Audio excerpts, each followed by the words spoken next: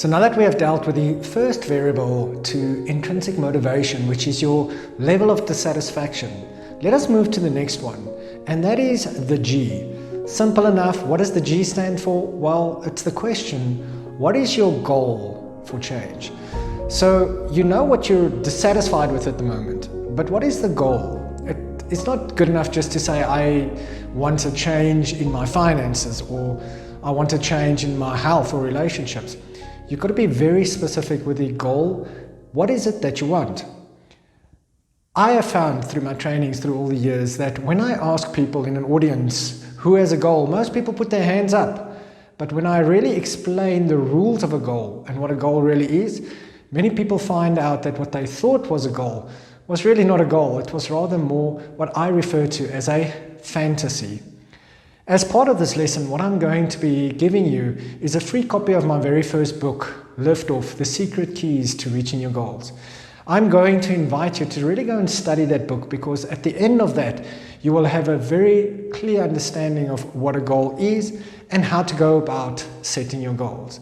But for the purpose of this lesson, I'm going to just explain the first of the 6 golden rules, I call it, for goals.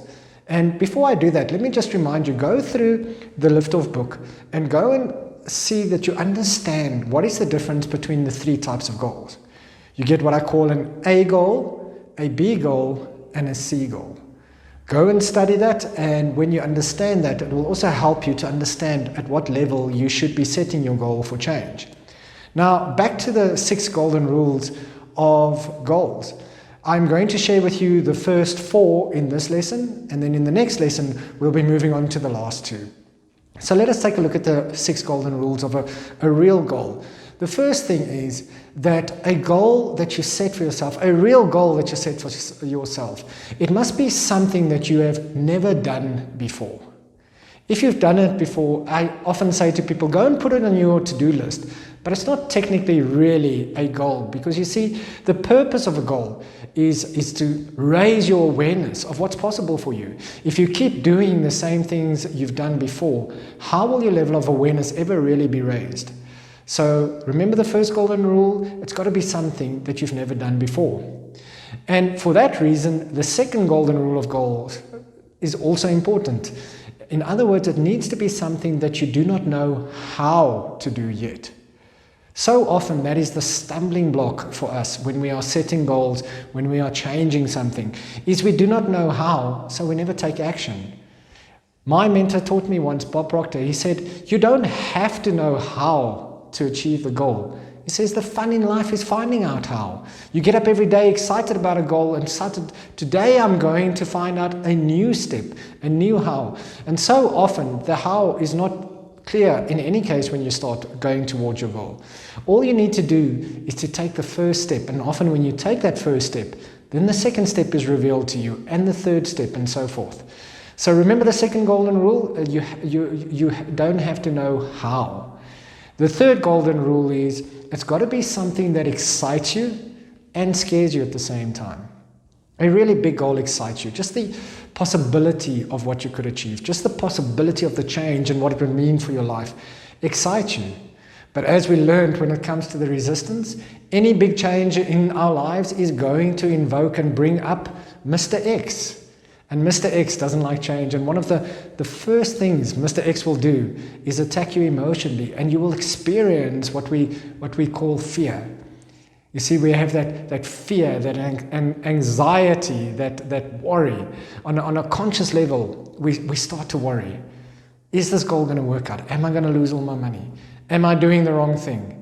On a subconscious level, we experience it as fear, and then inside our bodies, we experience it as anxiety.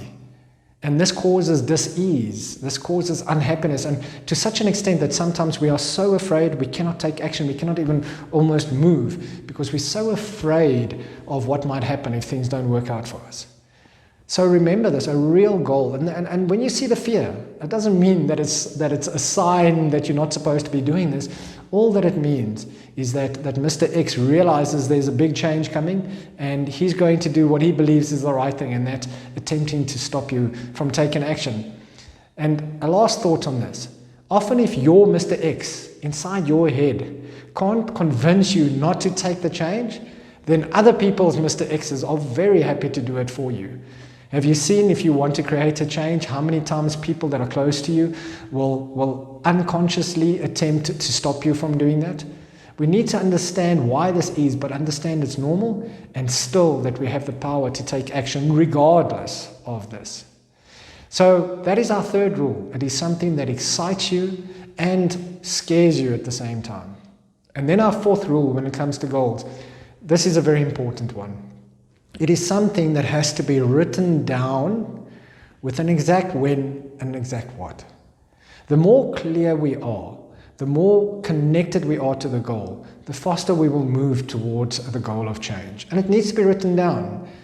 You see, when we first, everything in life, let me start there. Everything in life is created twice. The chair you're sitting on, the desk that you might be putting your computer on, the computer, the lights in your room, the car that you drive, everything is created twice. The first time it is created is in what I call the spiritual realm. In other words, in your thinking. It's when you imagine something that does not exist in the physical realm yet, but for you already it exists in the spiritual realm.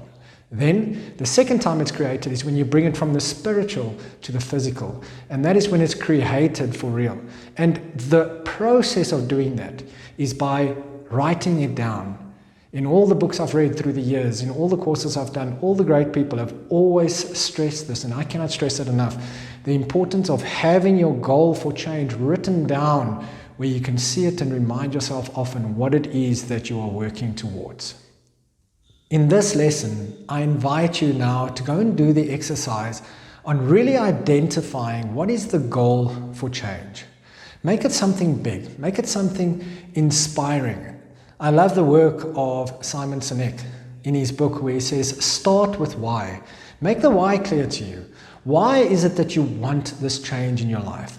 Why is it that you have set this goal for yourself? The more clear you are, the more connected you are to that why, the easier it will be for you to overcome these obstacles and this resistance, and the more intrinsically motivated you will become. So in the section below, firstly, go and write down why you believe this change is important for you, why you want to create this change, and then secondly, go and write a description of your goal when you have achieved it. So in other words, write it as if you have already achieved it. Roger James Hamilton teaches us this so well in his courses. Write it in the present tense. And the reason for that is because your subconscious mind does not know the difference between the past and the future. The only thing that makes sense to your subconscious, where your real power lies, is now, the present. So you can start your goal off with the statement, I am so happy and grateful now that, and then you can write the achievement of your goal. Go and write that down, and when you're complete, well done, we're already more than halfway through this course, then I look forward to meeting you in the next lesson where we unpack the final 2 rules of gold.